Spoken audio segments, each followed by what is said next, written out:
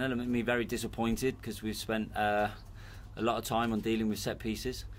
I've scrutinised about 6 DVDs of Everton, been up here for 2 games, and that was where I felt their strengths were. And maybe the occasion and just lack of focus in that first 5 minutes has just gone against us. But it just shows you what the small margins there are in this game of football. Very easy conceding so quickly for the lads to collapse, but that didn't happen, did it? No, I mean I know these boys. I work with them every week. They're a feisty group, very mentally strong. Makes team selections very difficult, certainly on the Friday, and I knew that regardless what was going to happen today, we would be able to compete and be able to deal with the occasion. So yeah, then for the rest of the game, I think you can see in yourselves that the difference between a mid-table conference side and an elite Premiership club was a set piece and a questionable penalty. What did you think about it? I think it was an easy one, weren't it? Too easy to give, when really I think the players got himself close.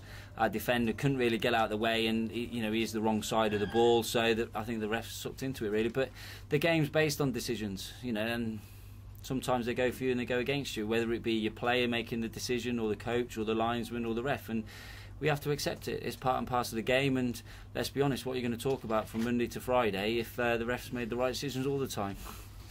What's Sam said about it, Marcus? Is he frustrated or annoyed? All I've said to the players at the moment is just to take a deep breath, reflect on the week, know where we can move on. As for the sort of little things like that, I'll discuss next week really. I just want them to carry on enjoying what has been a fantastic week. It's a shame though, wasn't it? The penalty was set up at 1-0 for a real barnstorming finish, Yeah, I mean, you probably could see in the substitutions he was making, and where we started to have a few more players a bit more advanced, that we felt we could get something or a little nick, and you're looking at the clock and you're thinking they're not comfortable here, they're not happy, and they're getting a bit tense, a bit frustrated, and I sort of lined up my substitutions anyway, knowing that Nabil and Kieran coming on are strong and athletic and would cause problems, in which they did.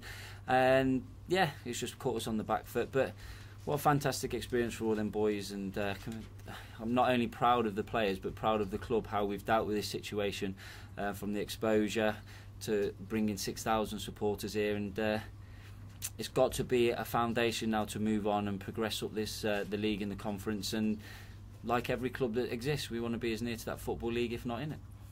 Your fans really made themselves heard, didn't they? Well, they certainly did, didn't they? I mean, most people say an hour and a half, but I think since they got here at 10 o'clock in the morning, didn't they?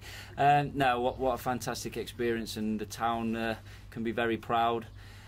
What I've got to do now is try and get as many of them 6,000 people in at the Lamb. I don't know if we can contain that 6,000, but we've got a good product. The league's a good product. I think if you look at the results today from Wrexham and Fleetwood, it's a good standard.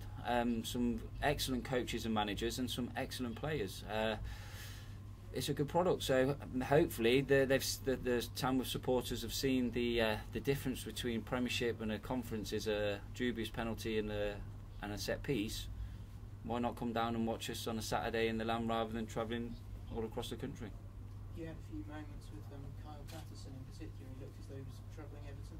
I thought so in the first half, especially. He was landing on a lot of ball where Isden was making it difficult for the centre halves, and they weren't really picking him up. And I think he rushed his 2 shots a little bit. He could have took it on a wee bit further, but then that's the occasion he's trying to deal with. But certainly, I felt coming in at half time. I haven't seen the stats, but it certainly felt we had more shots than Everton. And once again, that's a credit to my boys. But the game's judged on it in the back of the net, and we weren't able to do that today.